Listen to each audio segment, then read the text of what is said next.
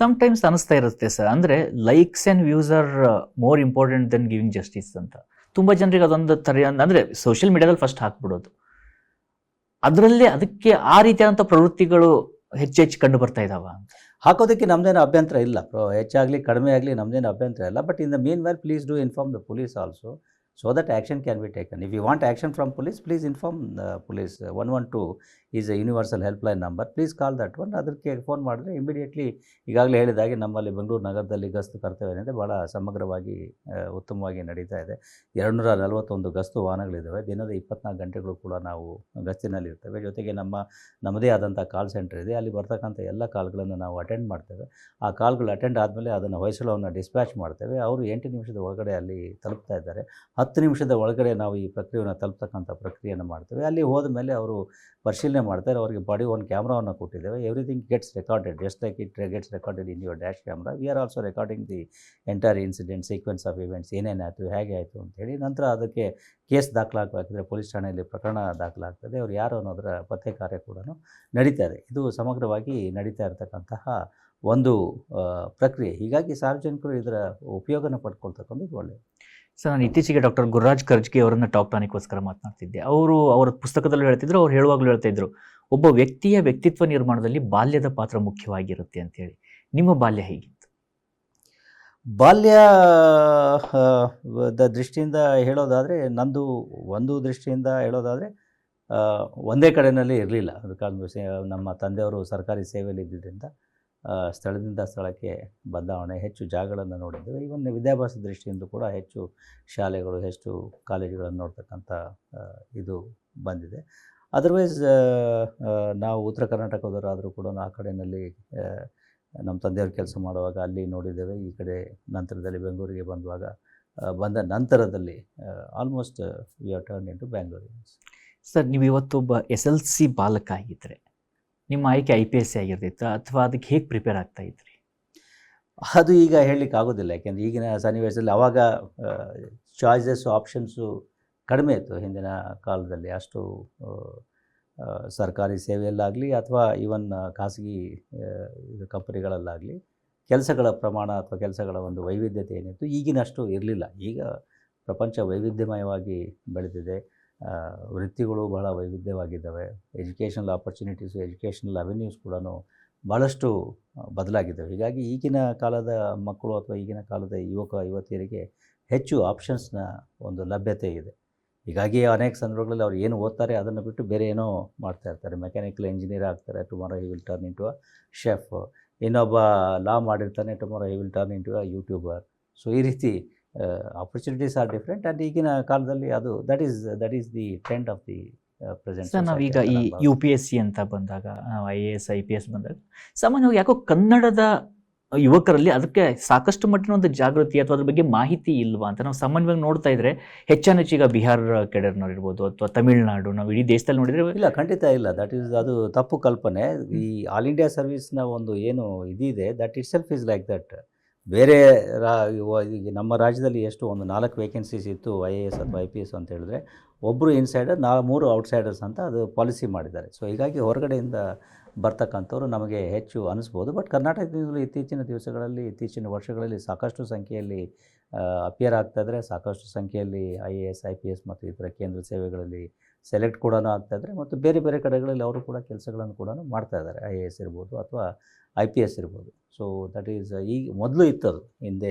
ಈಗ ಉದಾಹರಣೆ ನಾವು ತಗೊಳ್ತಕ್ಕಂಥ ಸಂದರ್ಭದಲ್ಲಿ 90ರ ದಶಕದಲ್ಲಿ ಉದಾಹರಣೆಗೆ ಕರ್ನಾಟಕ ಅಥವಾ ಸೌತ್ ಇಂಡಿಯಾದಿಂದ ಹೆಚ್ಚು ಜನ ಅದರ ಒಂದು ಮಾಹಿತಿಯೂ ಇರಲಿಲ್ಲ ಮತ್ತು ತೆಗೆದುಕೊಳ್ತಕ್ಕಂಥ ಸಂಖ್ಯೆಯೂ ಕೂಡ ಕಡಿಮೆ ಆಗಿತ್ತು. ಈಗ ಮಾಹಿತಿಯ ಕೊರತೆ ಇಲ್ಲ. Because of internet, information is spread everywhere. Even online classes, online courses, ಸಾಕಷ್ಟು ಮೆಟೀರಿಯಲ್ ಕೂಡ ಆನ್ಲೈನಲ್ಲಿ ಲಭ್ಯ ಇರೋದ್ರಿಂದ ಎಲ್ಲ ಕಡೆಗಳಿಂದ ಕೂಡ ರೂರಲ್ ಇರ್ಬೋದು, ಅರ್ಬನ್ ಇರ್ಬೋದು, ಜನ ತಗೊಳ್ತಾ ಇದ್ದಾರೆ.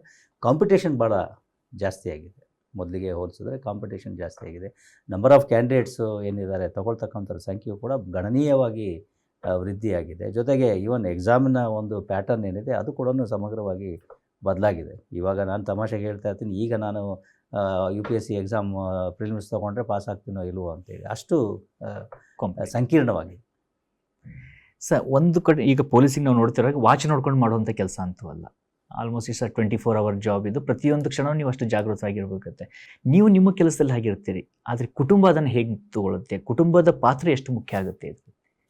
ಸ್ವಲ್ಪ ಮಟ್ಟಿಗೆ ಕುಟುಂಬದ ದೃಷ್ಟಿಯಿಂದ ನೋಡಿದಾಗ ನಾವು ಬೇರೆ ಹುದ್ದೆಗಳಲ್ಲಿ ಇರ್ತಕ್ಕಂಥವ್ರು ಕೊಡುವಷ್ಟು ಸಮಯವನ್ನು ಕೊಡಲಿಕ್ಕೆ ಪೊಲೀಸ್ ಇಲಾಖೆಯಲ್ಲಿ ಇರ್ತಕ್ಕಂಥ ಸಂದರ್ಭದಲ್ಲಿ, ಅದರಲ್ಲೂ ಮುಖ್ಯವಾಗಿ ಈ ರೀತಿಯ ಒಂದು ಸೆನ್ಸಿಟಿವ್ ಪೋಸ್ಟ್ನಲ್ಲಿದ್ದಾಗ, ಎಕ್ಸಿಕ್ಯೂಟಿವ್ ಪೋಸ್ಟಿಂಗ್ನಲ್ಲಿದ್ದಾಗ, ಅದು ಬರೀ ಕಮಿಷನರ್ ಅಂತಲೇ ಅಲ್ಲ, ಈವನ್ ಪೊಲೀಸ್ ಠಾಣಾ ಮಟ್ಟದ ಕಾನ್ಸ್ಟೇಬಲಿಂದ ಹಿಡಿದು ಹಿರಿಯ ಹುದ್ದೆಗಳವರೆಗೂ ಕೂಡ ಸ್ವಲ್ಪ ಅದರಲ್ಲಿ ಕುಂಠಿತ ಖಂಡಿತವಾಗಿಯೂ ಉಂಟಾಗ್ತದೆ. ಏಕೆಂದರೆ ನಮ್ಮ ಸಮಯ ನಮ್ಮ ಕೈಯಲ್ಲಿ ಇರೋದಿಲ್ಲ. ಬೇರೆ ಅಲ್ಲಿ ಈಗ ನೀವೇ ಹೇಳಿದಾಗೆ ಸಮಾಜದಲ್ಲಿ ಅಥವಾ ವಾತಾವರಣದಲ್ಲಿ ಆಗ್ತಕ್ಕಂಥ ಬೇರೆ ಘಟನೆಗಳ ಆಧಾರದ ಮೇಲೆ ನಿರ್ಭರ ಆಗಿರ್ತದೆ. ಸೊ ಹೀಗಾಗಿ ನಾವು ಅಷ್ಟು ಸಮಯವನ್ನು ಕುಟುಂಬದೊಂದಿಗೆ ವ್ಯಯ ಮಾಡಲಿಕ್ಕೆ ಆಗೋದಿಲ್ಲ. ಅದಕ್ಕೆ ತಮಾಷೆಯಾಗಿ ಹೇಳ್ತಕ್ಕಂಥದ್ದು, ಪೊಲೀಸ್ ಇಲಾಖೆಯ ಅಧಿಕಾರಿ ಮತ್ತು ಸಿಬ್ಬಂದಿಗಳು ಮಕ್ಕಳು ಎಷ್ಟು ದೊಡ್ಡವರು ಅಂತ ಹೇಳಿದ್ರೆ ಹೀಗೆ ತೋರಿಸ್ತಾರೆ ಅಂತೇಳಿ. ಅಂದರೆ ಬೆಳಗ್ಗೆ ಅವರು ಮನೆಯಿಂದ ಕೆಲಸಕ್ಕೆ ಹೋಗುವಾಗ ಮಕ್ಕಳು ಮಲಗಿರ್ತಾರೆ, ಹಾಗೆ ನೋಡಿರ್ತಾರೆ ಮಲಗಿರೋ ಇದರಲ್ಲಿ. ರಾತ್ರಿ ಬಂದಾಗ ಕೂಡ ಮಲಗಿರ್ತಾರೆ. ಸೊ ಹೀಗಾಗಿ ಇಷ್ಟಿದ್ದ ಅಂತೇಳಿ ತಮಾಷೆಗೆ ಹೇಳ್ತಾ ಇರ್ತಾರೆ. ಸೊ ಅದು ಒಂದು this on occupational hazard. Sir, ಈಗ ಸಾಮಾನ್ಯದಲ್ಲಿರುವಂಥವ್ರು ಯಾವುದೋ ಒಂದು ಮಕ್ಕಳದ್ದು ಸ್ಕೂಲಲ್ಲಿ ಒಂದು ಯಾವುದೋ ಸರ್ಟಿಫಿಕೇಷನ್ ಇರುತ್ತೆ, ಒಂದೇನೋ ಆ್ಯನ್ಯುವಲ್ ಡೇ ಇರುತ್ತೆ, ಪೇರೆಂಟ್ಸ್ ಮೀಟ್ ಇರುತ್ತೆ, ಬೇರೆ ಪೇರೆಂಟ್ಸ್ ಎಲ್ಲ ಬರ್ತಿರ್ತಾರೆ. ಒಂದು ಕಡೆ ಮಗುನು ಮಿಸ್ ಮಾಡ್ಕೊಳ್ಳಿರುತ್ತೆ. ಬೀಯಿಂಗ್ ಅ ಪೇರೆಂಟ್, ಪೊಲೀಸ್ ಆಗಿ ಕೂಡ ಪೇರೆಂಟ್ ಆಗಿ ಇದನ್ನು ನೋವು ಕೊಡುತ್ತೆ ಅದು. ಅಂದರೆ ಯಾಕೆ, ಯಾವ ರೀತಿಯಾಗಿ ಆ ಥರ ನಿಮ್ಮ ಭಾವನೆಗಳಿರ್ತಾವೆ ಆ ಸಮಯದಲ್ಲಿ? ಅಂದರೆ ಮಕ್ಕಳಿಗೆ ಒಂದು ಕಡೆ ಸಮಾಜಕ್ಕೆ ಖಂಡಿತವಾಗಿ ನೀವು ಇಲ್ಲ ಅಂದರೆ ಸಮಾಜ ಈ ರೀತಿಯಾಗಿ ಇರೋದಕ್ಕೆ ಸಾಧ್ಯ ಇಲ್ಲ. ಅದೇ ಜೊತೆಯಾಗಿ ನಿಮ್ಮ ವೈಯಕ್ತಿಕವಾಗಿರ್ತಕ್ಕಂಥ ಆ ಪ್ರೀಶಿಯಸ್ ಮೂಮೆಂಟ್ಗಳು, ನೀವು ಹೇಳ್ತಾ ಇದ್ದಾಗೆ ಮಗು ಬೆಳೀತಾ ಇರೋಂಥದ್ದು, ಅದನ್ನು ಮಿಸ್ ಮಾಡ್ಕೋತೀರಾ ಅಥವಾ ಹೇಗೆ? ಮಿಸ್ ಆಗೇ ಆಗುತ್ತೆ ಖಂಡಿತ. ಈಗ ನನ್ನ ಉದಾಹರಣೆ ನಾನು ಹಿಂದೆ ಕೂಡ ಹೇಳಿದ್ದೇನೆ. ನಮ್ಮ ಇದರಲ್ಲೇ ನೋಡಿದಾಗ my engagement was postpone by 1 day. Engagement ಇತ್ತು, ಎಂಗೇಜ್ಮೆಂಟಿಗೆ ಬರಲಿಕ್ಕೆ ಆಗಲಿಲ್ಲ. So it has to be postpone by 1 day. I could not attend. ಇಬ್ಬರು ಮಕ್ಕಳ ನಾಮಕರಣಕ್ಕೆ ನಾನು ಹೋಗ್ಲಿಕ್ಕಾಗಿಲ್ಲ. ಸೊ ದೊಡ್ಡೊಂದು ಆಗಲಿಲ್ಲ, ಚಿಕ್ಕವೊಂದು ಆಗಲಿಲ್ಲ, ಕಾರಣಾಂತರಗಳಿಂದ, ವೃತ್ತಿ ಇದರಿಂದ ಹೊರತಾಗಿ ಬೇರೆ ಯಾವುದೂ ಇದಿಲ್ಲ ಅದರಲ್ಲಿ. ಸೊ ಹೀಗಾಗಿ ಹೋಗಲಿಕ್ಕೆ ಆಗಲಿಲ್ಲ. ಒಂದು ಸಲ ಇದ್ದಾಗ ಏನೋ ಸಮ್ ಕಾನ್ಫರೆನ್ಸ್ ಏನೋ ನಡೀತಾ ಇತ್ತು, ಇನ್ನೊಂದು ಸಲ ಇದ್ದಾಗ ಅಲ್ಲಿ ಲಾ ಆ್ಯಂಡ್ ಆರ್ಡರ್ ಪ್ರಾಬ್ಲಮ್ ಆಗಿತ್ತು. ಸೊ ಅದು ಬಿಟ್ಟು ಬರೋ ಹಾಗಿಲ್ಲ ಇಲ್ಲಿ. ಸೊ ಬರದೇ ಇರೋದ್ರಿಂದ ಎರಡೂ ಸಂದರ್ಭದಲ್ಲಿ my wife only did the naming ceremony of both children. So ಈ ರೀತಿ ಬೇರೆ ಬೇರೆ ಸನ್ನಿವೇಶದಲ್ಲಿ ಬೇರೆ ಬೇರೆ ರೀತಿಯಲ್ಲಿ ಆಗ್ತವೆ. ಇಷ್ಟು ವರ್ಕ್ಗಳಿದ್ರೂ ಕೂಡ ಒಂದು ರೀತಿಯಿಂದ ಯಾವಾಗಲೂ ಅನ್ಸುತ್ತೆ ಸರ್, ಇದು ಒಂಥರ ಥ್ಯಾಂಕ್ಲೆಸ್ ಕೆಲಸ. ಯಾಕಂದರೆ ಟೀಕೆಗಳೇ ಜಾಸ್ತಿ ಬರ್ತವೆ ಹೊರತು ಅಪ್ರಿಷಿಯೇಷನ್ಗಳು ಬರೋದು ತುಂಬ ಕಡಿಮೆ, ಎಸ್ಪೆಷಲಿ ಪೊಲೀಸ್ ಇಲಾಖೆ ಅಂತ ಬಂದಾಗ. ನಾವು ನೋಡ್ತೀವಿ ಎಕ್ಸ್ಟರ್ನಲ್ ಎನಿಮಿ ಜೊತೆಯಲ್ಲಿ ಫೈಟ್ ಮಾಡೋದಕ್ಕೆ ಆರ್ಮಿ ಬೇಕೇ ಬೇಕು. ಆರ್ಮಿ ಇಲ್ಲ ಕೂಡ ಸುರಕ್ಷಿತವಾಗಿರೋದಿಲ್ಲ. Thankless job. ಇನ್ಫ್ಯಾಕ್ಟ್ ಪೊಲೀಸಿಂಗ್ ಏನಿದೆ, ಪೊಲೀಸ್ ಇಲಾಖೆಯಲ್ಲಿ ಇರ್ತಕ್ಕಂಥ ಕೆಲಸ ಮಾಡೋರು ಯಾರೇ ಇದ್ದರೂ ಕೂಡ they have high visibility, they have high social status. ಜೊತೆಗೆ ಬಹುಮುಖ್ಯವಾಗಿರ್ತಕ್ಕಂಥದ್ದು ಬೇರೆ ಇಲಾಖೆಗಳಿಗೆ ಹೋಲಿಸಿದ್ರೆ ನಾವು ಈ ಬೇರೆ ಇಲಾಖೆಗಳ ಥರ ನಾವು ಫೈಲ್ ಪುಷಿಂಗು ಅಥವಾ ಕಾಗದಗಳು, ಕಡತಗಳು ಅದನ್ನು ನಾವು ವಿಲೇ ಮಾಡ್ತಕ್ಕಂಥದ್ದಲ್ಲ. ನಾವು ಜನರೊಡನೆ ಬೆರೆತು ಜನರ ಸಮಸ್ಯೆಗಳನ್ನು ಅರಿತು ಆ ಸಮಸ್ಯೆಗಳಿಗೆ ಸಮಂಜಸವಾದಂಥ ಒಂದು ಉತ್ತರಗಳನ್ನು ನಾವು ಕಂಡುಕೊಳ್ಬೇಕಾಗ್ತದೆ. ಜೊತೆಗೆ ಪೊಲೀಸ್ ಇಲಾಖೆಯ ವಿಶಿಷ್ಟತೆ ಏನು ಅಂತ ಹೇಳಿದರೆ, ನಾವು ನೊಂದವರಿಗೆ ತ್ವರಿತವಾಗಿ ಆ ರೀತಿಯ ಒಂದು ಸಾಂತ್ವನವನ್ನು ಅಥವಾ ಸಮಾಧಾನವನ್ನು ಅಥವಾ ನ್ಯಾಯವನ್ನು ಒದಗಿಸಲಿಕ್ಕೆ ಸಾಧ್ಯತೆ ಇದೆ. So police is the only department which provides instant justice. So that's why thankless ಅಂತ ನಾನು ಹೇಳೋದಿಲ್ಲ. In fact you get immense satisfaction when you solve the problems of others and they come happily and say. ಅಥವಾ ಎಲ್ಲೋ ಸಿಕ್ಕಾಗ ಹೇಳ್ತಾರೆ, sir ನಾನು ನಿಮ್ಮ ಹತ್ರ ನಮ್ಮ ಮರ್ತೇ ಹೋಗಿರುತ್ತೆ, ನಿಮ್ಮ ಹತ್ರ ಬಂದಿದ್ದೆ, ಈ ಥರ ತಾವು ಆವಾಗ ನನಗೆ ಹೆಲ್ಪ್ ಮಾಡಿದ್ರಿ, ಈ ಥರ ಆಗಿತ್ತು, ಮನೆ ಕಳ್ತನ ಆಗಿತ್ತು ಅಥವಾ ಇನ್ನೊಂದೇನೋ ಆಗಿತ್ತು ಅಂತ ಒಂದು ಇದನ್ನು ಅವರೇ ಜ್ಞಾಪಕ ಮಾಡಿಕೊಂಡು ಹೇಳ್ತಾರೆ. That provides immense satisfaction which is not there in other departments. Because ನೀವು ಇವತ್ತು ಫೈಲ್ ಮೂವ್ಮೆಂಟ್ ಮಾಡಿದ್ರೆ ಅದರ ಫಲಿತಾಂಶ ಬರೋದು ಯಾವಾಗಲೂ ಆಗ್ತದೆ. ಇಲ್ಲಿ you can provide instant justice. ಯಾವುದೋ ಒಂದು ಸಮಸ್ಯೆ ಆಗಿದೆ ಅಂತ ಅಲ್ಲಿ ಒಂದು ಸ್ಥಳದಲ್ಲಿ ಹೋಗಿ ಇನ್ನೊಬ್ಬರಿಗೆ ಅವ್ರಿಗೆ ತೊಂದರೆ ಮಾಡ್ತಾ ಇದ್ದಾರೆ, ಅವ್ರಿಗೆ ನೀವು ಗದರಿಸು ಅಥವಾ ಅವ್ರಿಗೆ ನೀವು ಕಾನೂನು ಕ್ರಮ ತಗೊಂಡು ಅವ್ರಿಗೆ ನೀವು ಪರಿಹಾರವನ್ನು ಒದಗಿಸಿದ್ರೆ ಫೀಲಿಂಗ್ ಎಕ್ಸ್ಟ್ರೀಮ್ಲಿ ಹ್ಯಾಪಿ.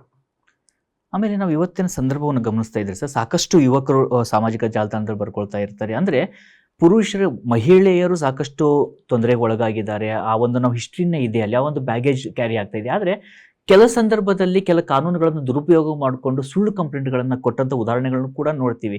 ಈ ರೀತಿಯಾದಂಥ ಪ್ರಕರಣಗಳು ಬಂದಾಗ ಪೊಲೀಸ್ ಇಲಾಖೆ ಅದನ್ನು ಹೇಗೆ ನೋಡ್ಕೊಳ್ಳುತ್ತೆ? ಅಂದರೆ ಸತ್ಯ ಮತ್ತು ಕೇವಲ ಒಂದು ಟಾರ್ಗೆಟ್ ಮಾಡುವಂಥ ಕಾರಣಕ್ಕೆ, ಯಾಕಂದರೆ ತೇಜೋವಧೆ ಮಾಡೋದು ಸುಲಭ, ಶಿಕ್ಷೆ ಆಗುತ್ತೋ ಇಲ್ಲೋ ಸೆಕೆಂಡ್ರಿ, ಬಟ್ ತೇಜೋವಧೆ ಆಗೋದ್ರಿಂದ ಒಂದು ಇಡೀ ಆ ಕುಟುಂಬದ ಮೇಲೆ, ಆ ವ್ಯಕ್ತಿಯ ಮೇಲೆ ಸಾಕಷ್ಟು ಪರಿಣಾಮ ಬೀರುತ್ತೆ. ಹಾಗಿದ್ದಾಗ ಪುರುಷರು ಏನು ತಪ್ಪು ಮಾಡಿದ್ದೀವಿ ಅಂತೇಳಿ ಸಾಕಷ್ಟು ಜನ ಇವತ್ತು ಸಾಮಾಜಿಕ ಜಾಲದಲ್ಲಿ ಪ್ರಶ್ನೆ ಮಾಡೋದನ್ನ ಕೇಳ್ತಾ ಇದ್ದೀವಿ. ಹಾಗಂತೇಳಿ ನಾನು ಮಹಿಳೆಯರನ್ನ ದೂಷಿಸ್ತಾ ಇಲ್ಲ, ಆದರೆ ಈ ರೀತಿಯಂಥ ಪ್ರಶ್ನೆಗಳು ಬಂದಾಗಲೂ ಕೂಡ ನಿಮಗೆ ಯಾರಾದರೂ ಆ ಥರ ಅಪ್ರೋಚ್ ಮಾಡಿ ಕೇಳ್ತಾರಾ? ನೀವು ಅದನ್ನು ಹೇಗೆ ಹ್ಯಾಂಡಲ್ ಮಾಡ್ತೀರಿ? ಅಲ್ಲ, ಇದರಲ್ಲಿ ಡಿಸ್ಕ್ರಿಮಿನೇಷನ್ ಪ್ರಶ್ನೆನೇ ಬರೋದಿಲ್ಲ. ಪುರುಷರಿರಲಿ ಮಹಿಳೆಯರಿರಲಿ, ಪುರುಷರು ದುರುಪಯೋಗ ಮಾಡ್ಕೊಳ್ತಾರೋ ಮಹಿಳೆಯರು ದುರುಪಯೋಗ ಮಾಡ್ಕೊಳ್ತಾರೋ ಅದು ದಟ್ ಈಸ್ ಸೆಕೆಂಡರಿ. ಬಟ್ ಏನಿದೆ, ನಾವು ಯಾವುದೇ ಒಂದು ಪ್ರಕರಣ ದಾಖಲಾದಾಗ ಅಥವಾ ದೂರು ದಾಖಲಾದಾಗ ಅದರ ಸತ್ಯಾಸತ್ಯತೆ, ವಾಸ್ತವತೆ ಮತ್ತು ಸಾಕ್ಷಿ ಆಧಾರಗಳ ಮೇಲೆ ನಾವು ಕೆಲಸಗಳನ್ನು ಮಾಡಬೇಕಾಗ್ತದೆ. ಸಾಕ್ಷಿ ಆಧಾರಗಳಲ್ಲಿ ಅದು ಸುಳ್ಳು ಅಂತ ಕಂಡು ಬಂದರೆ ಅದನ್ನು ಸುಳ್ಳು ಅಂತ ನಾವು ಪರಿಗಣನೆ ಮಾಡಿ ಅದೇ ರೀತಿ ನಾವು ವರದಿಯನ್ನು ನ್ಯಾಯಾಲಯಕ್ಕೆ ಸಲ್ಲಿಸಬೇಕಾಗ್ತದೆ. So it is black and white, it's very clear. So ಅದರಲ್ಲೇನು ಭಿನ್ನತೆ ಅಥವಾ ಕನ್ಫ್ಯೂಷನ್ ಅಥವಾ ಇದೇನು ಇರೋದಿಲ್ಲ.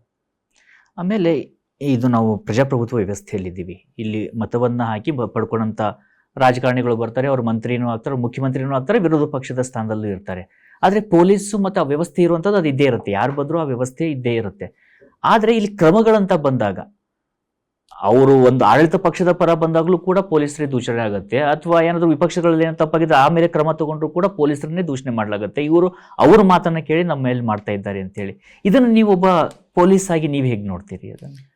Police department, by virtue of its nature and by virtue of its very definition, is always under scrutiny and highest level of scrutiny compared to other departments. So we have to live with it. ಅದರಲ್ಲೇನೋ ಇದಿರೋದಿಲ್ಲ. ಬರೀ not only political ಎಕ್ಸಿಕ್ಯೂಟಿವಿಂದ ಮಾತ್ರ ಅಲ್ಲ, even ನ್ಯಾಯಾಲಯಗಳಿಂದ ನಾವು we are under the scanner of the judicial system, we are under the scanner of the media also, and more importantly we are under the scanner of the society.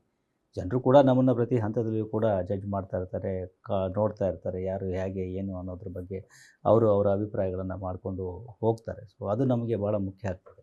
ಬೇರೆ ಇಲಾಖೆಯಲ್ಲಿ ಇರೋರಿಗೆ ಜನರು ಏನು ಅಂದ್ಕೊಳ್ತಾರೆ ಅಂತಕ್ಕಂಥದ್ದು ಅಷ್ಟು ಮಹತ್ವ ಬರೋದಿಲ್ಲ. Because here we have to deal directly with the people.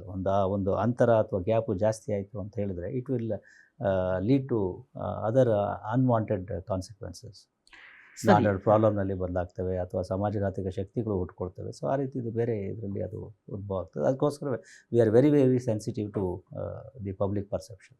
ಇವತ್ತು ನೀವು ಹೇಳಿದಾಗೆ ಸಾಕಷ್ಟು ಬದಲಾವಣೆ ಆಗಿದೆ ಪೊಲೀಸ್ ವ್ಯವಸ್ಥೆಯಲ್ಲೂ ಕೂಡ, ಜನಸಾಮಾನ್ಯರ ಜೊತೆಯಲ್ಲಿ ಒಂದು ರೆಸ್ಪಾಂಡ್ ಮಾಡೋ ರೀತಿಯಲ್ಲೂ ಕೂಡ. ಆದರೂ ಕೂಡ ಎಲ್ಲ ಜನಸಾಮಾನ್ಯರಲ್ಲಿ ಒಂದು ಫಿಯರ್ ಸೈಕೋಸಿಸ್ ಇದೆಯಾ ಪೊಲೀಸ್ ಬಗ್ಗೆ? ಅಂದರೆ ನಾವು ಠಾಣೆಗೆ ಹೋಗ್ಬಿಟ್ರೆ ಅವ್ರು ನಾವು ಹೀಗೆ ಮಾಡ್ತಾರೆ, ಅಥವಾ ನಾವು ಕಂಪ್ಲೇಂಟ್ ಕೊಟ್ಟರೆ ನಮ್ಮನ್ನೇ ವಿಚಾರಣೆ ಮಾಡ್ತಾರೆ. ಆ ಫಿಯರ್ ಸೈಕೋಸಿಸ್ ಎಲ್ಲ ಇನ್ನೂ ಉಳ್ಕೊಂಡಿದೆ ಅನ್ಸುತ್ತೆ. ಫಿಯರ್ ಸೈಕೋಸಿಸ್ ಅಂತ ನಾನು ಅಂದ್ಕೊಳ್ಳೋದಿಲ್ಲ, but there gap is definitely there. ಅಂತರ ಇದೆ ಜನರಿಗೆ ಮತ್ತು ಪೊಲೀಸರಿಗೆ. ಅದರ ಬದಲಾವಣೆಗೆ ಕ್ರಮ ಆಗ್ತಾ ಇದೆ.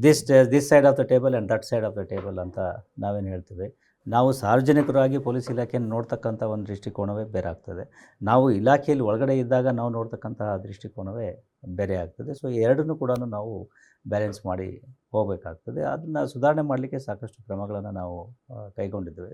ಸಾರ್ವಜನಿಕರು ಮತ್ತು ಪೊಲೀಸರ ಬಾಂಧವ್ಯವನ್ನು ವೃದ್ಧಿಸಲಿಕ್ಕೆ, ಅದರಲ್ಲಿ ಒಂದು ಸಹೃದಯ ಒಂದು ವಾತಾವರಣವನ್ನು ನಿರ್ಮಿಸಲಿಕ್ಕೆ. ಉದಾಹರಣೆಗೆ ಈಗ ನಮ್ಮ ಎಲ್ಲ ಪೊಲೀಸ್ ಠಾಣೆಗಳಲ್ಲಿ ನಾವು ಲೋಕಸ್ಪಂದನ ಅಂತ ಒಂದು ಸ್ಕೀಮನ್ನು ಮಾಡಿದ್ದೇವೆ. ಅದು it's a QR code based feedback mechanism system. Feedback is very very important for police, not only for police, even for any other department R any other work in the society. So ಅದರಲ್ಲಿ QR code based feedback ಸಿಸ್ಟಮಲ್ಲಿ ಯಾರೇ ಒಬ್ಬ ವ್ಯಕ್ತಿ police ಠಾಣೆಗೆ ಹೋದಾಗ ಯಾವುದೇ ಒಂದು ಕೆಲಸಕ್ಕೆ, ಒಂದು ಪಾಸ್ಪೋರ್ಟ್ ವೆರಿಫಿಕೇಷನ್ ಇರ್ಬೋದು, ಅಥವಾ ದೂರು ದಾಖಲಿಸಲಿಕ್ಕೆ ಇರ್ಬೋದು, ಅಥವಾ ಈವನ್ ಆರೋಪಿತನಾಗಿಯೂ ಕೂಡ ಅವನನ್ನು ಕರೆಸಿರ್ಬೋದು ಇದಕ್ಕೆ ವಿಚಾರಣೆಗೆ. ಸೊ ಅಂತಹ ಸಂದರ್ಭದಲ್ಲಿ ಆತ ಪೊಲೀಸ್ ಠಾಣೆಗೆ ಹೋದಾಗ ಆತನ ಅನುಭವ ಹೇಗೆ ಇತ್ತು ಅನ್ನೋದ್ರ ಬಗ್ಗೆ ಆತ ನೇರವಾಗಿ ತನ್ನ ಅಭಿಪ್ರಾಯಗಳನ್ನು ಅಲ್ಲಿ ಮಂಡಿಸಲಿಕ್ಕೆ ಅವಕಾಶ ಇದೆ. ಇಟ್ ಈಸ್ ಯಾರು ಪೊಲೀಸರು ಅಥವಾ ಯಾರು ಮಧ್ಯವರ್ತಿಗಳು ಯಾರು ಇರೋದಿಲ್ಲ ಆದರೆ ಇಟ್ಸ್ QR ಕೋಡ್. ನಿಮ್ಮ ಮೊಬೈಲ್ ಫೋನಲ್ಲಿ ನೀವು QR ಕೋಡನ್ನು ಸ್ಕ್ಯಾನ್ ಮಾಡಿ ಅದರಲ್ಲಿ ನಿಮಗೆ ಫಾರ್ಮ್ ಬರ್ತದೆ. ಆ ಫಾರ್ಮನ್ನು ನೀವು ಫಿಲಪ್ ಮಾಡಿ, ಏನೇನಾಯಿತು, ಹೇಗಾಯಿತು, and you can rate also. ಯಾರು ನಿಮ್ಮ ಜೊತೆ ನಿಮ್ಮ ಕೆಲಸವನ್ನು ಮಾಡಿಕೊಟ್ರು, ಅವರು ಏನಾದರೂ ವಿಳಂಬ ಆಯಿತಾ, ಅಥವಾ ಏನಾದರೂ ಅವರ ವರ್ತನೆಯಲ್ಲಿ ಇದು ಸರಿ ಇರಲಿಲ್ವಾ, ಅಥವಾ ಚೆನ್ನಾಗಿತ್ತೆ ಅನ್ನೋದ್ರ ಬಗ್ಗೆ ನೀವು ಫೀಡ್ಬ್ಯಾಕನ್ನು ಕೊಡಲಿಕ್ಕೆ ಅವಕಾಶ ಇದೆ. ಇದರಿಂದ ಭಾಳಷ್ಟು ನಮಗೆ ಸಾರ್ವಜನಿಕರು ಮತ್ತು ಪೊಲೀಸರ ಬಾಂಧವ್ಯವನ್ನು ವೃದ್ಧಿಸಲಿಕ್ಕೆ ಅನುಕೂಲ ಆಗಿದೆ. ನಮ್ಮವ್ರಿಗೂ ಗೊತ್ತು ಇವ್ರಿಗೆ ನಮ್ಮ ಮೇಲೆ ಫೀಡ್ಬ್ಯಾಕ್ ಕೊಡ್ತಕ್ಕಂಥ ಒಂದು ಪ್ರಾವಿಷನ್ ಇದೆ ಅನ್ನೋದು. ಅವ್ರಿಗೂ ಕೂಡ ಈ ರೀತಿ ಯಾರಾದರೂ ಒಳ್ಳೆಯ ಕೆಲಸವನ್ನು ಮಾಡಿದಾಗ ಮೆಚ್ಚುಗೆನೂ ವ್ಯಕ್ತಪಡಿಸ್ತಾ ಇದ್ದಾರೆ. ಆ ರೀತಿ ಯಾರ ಮೇಲೆ ಮೆಚ್ಚುಗೆ ವ್ಯಕ್ತಪಡಿಸ್ತಾರೆ ಅವರನ್ನು ನಾವು ಪುರಸ್ಕರಿಸ್ತಾ ಇದ್ದೇವೆ, ಅವ್ರಿಗೆ ಅಪ್ರಿಷಿಯೇಷನ್ ಲೆಟರ್ಗಳನ್ನು ಕೊಡ್ತಾ ಇದ್ದೇವೆ ನಮ್ಮ ಪರೇಡ್ಗಳಲ್ಲಿ. Because it's all crowd sourced. It's not ನಾವು ಹುಡುಕಿ ನಮಗೆ ಯಾರು ಬೇಕೋ ಅವ್ರಿಗೆ ನಾವು ಇದನ್ನು ಮಾಡ್ತಕ್ಕಂಥದ್ದಲ್ಲ. ಜನ ಯಾರು ಮೆಚ್ಚಿದ್ದಾರೆ ಅವ್ರಿಗೆ ನಾವು ಪುರಸ್ಕರಿಸ್ತಕ್ಕಂಥ ಕಾರ್ಯ. ಹಾಗೆ ಜೊತೆಗೆ ಎಲ್ಲೇ ಒಂದು ಕಡೆ ಸರಿಯಾಗಿ ನಡೆಸ್ಕೊಳ್ಳದೇ ಇದ್ದರೆ, ಅಥವಾ ಇಲ್ಲದ ವಿಳಂಬ ಆಯಿತು, ಅಥವಾ ಇನ್ನೊಂದೇನಾಯಿತು ಅಂತ ಹೇಳಿದ್ರೆ ಅಂಥವ್ರನ್ನ ಕರೆಸಿ ಅವರನ್ನು ಕೌನ್ಸಿಲ್ ಮಾಡ್ತಕ್ಕಂಥದ್ದು, ಅಥವಾ ಅವರಿಗೆ ವಾರ್ನಿಂಗ್ ಕೊಡ್ತಕ್ಕಂಥದ್ದು, ಅಥವಾ ಶಿಸ್ತು ಕ್ರಮ ಕೈಗೊಳ್ತಕ್ಕಂಥದ್ದು ಅದು ಕೂಡ ಆಗ್ತದೆ. This is there in all aspects. Not only police ಠಾಣೆಗೆ ಹೋದಾಗಲೇ ಮಾತ್ರ ಅಲ್ಲ, ಇವಾಗ ಹೊಯ್ಸಳ ವಾಹನ, ಗಸ್ತು ವಾಹನ ಏನಿದೆ ಅದು ಯಾವುದಾದ್ರೂ ಈ ರೀತಿ ಯಾರಾದರೂ ಕಾಲ್ ಮಾಡಿದಾಗ, ಸ್ಥಳಕ್ಕೆ ಹೋದಾಗ ಅವ್ರಿಗೂ ಕೂಡ ಒಂದು ನಾವು ಲಿಂಕನ್ನು ಕಳಿಸ್ಕೊಡ್ತೇವೆ SMS ಮುಖಾಂತರ. ಜೊತೆಗೆ ನಮ್ಮಿಂದ ಒಂದು ಫೋನ್ ಕಾಲನ್ನು ಕೂಡ ಮಾಡ್ತಾರೆ. ಅದೆಲ್ಲ ಘಟನಾವಳಿ ಎಲ್ಲ ಮುಗಿದ ಮೇಲೆ ನೀವು ಪೊಲೀಸರು ಬಂದಿದ್ರಾ, ತ್ವರಿತವಾಗಿ ಬಂದ್ರಾ, ಏನಾದರೂ ವಿಳಂಬ ಆಯಿತಾ, ನಿಮ್ಮ ಸಮಸ್ಯೆನ ಬಗೆಹರಿಸಿದ್ರಾ, ನಿಮ್ಮ ಜೊತೆ ಸರಿಯಾಗಿ ಮಾತನಾಡಿದ್ರಾ ಅಂತೇಳಿ ನಾವು ಫೀಡ್ಬ್ಯಾಕನ್ನು ತೊಗೊಳ್ತೇವೆ. ಜಸ್ಟ್ ಲೈಕ್ ಈ ಬೇರೆ ಈ ರೆಸ್ಟೋರೆಂಟ್ಗಳಲ್ಲಿ ಇದರಲ್ಲೆಲ್ಲ ಏನು ಫೀಡ್ಬ್ಯಾಕ್ ತೊಗೊಳ್ತಾರೆ ಅಂತೇಳಿ. ಸೊ ಆ ರೀತಿಯಲ್ಲಿ ತೊಗೊಂಡು ಅದನ್ನು ನಮಗೆ ಬದಲಾವಣೆಗಳನ್ನು ತರಲಿಕ್ಕೆ ಮತ್ತು ನಮ್ಮ ವರ್ತನೆಗಳಲ್ಲಿ ಬದಲಾವಣೆ ಮಾಡಲಿಕ್ಕೆ ಮತ್ತು ಯಾರು ಸರಿಯಾಗಿ ಕೆಲಸ ಮಾಡ್ತಿದ್ದಾರೆ ಅವರನ್ನು ಐಡೆಂಟಿಫೈ ಮಾಡಲಿಕ್ಕೆ ನಮಗೆ ಅನುಕೂಲ ಆಗುತ್ತೆ.